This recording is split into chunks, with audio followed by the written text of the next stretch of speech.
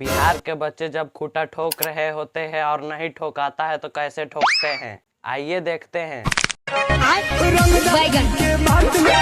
भैया नहीं ठोकाता। लगता है खूंटा नहीं ठोका रहा है, देखते हैं आप क्या करते हैं।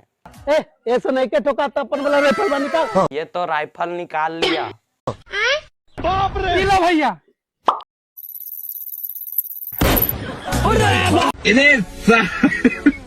अरे जब राइफल खूंटा में सटबे नहीं किया तो इतना नीचे कैसे ठोका गया। अब ये राइफल दिखा रहा है ना, 40 रुपये में मेले में मिलता है। तो से क्या मतलब रे साला। बिना ठेके खूंटा इतना ठोका गया, इसका कारण कौन है? इसका कारण नरेंद्र मोदी। हर बार मोदी जी ही कारण नहीं है।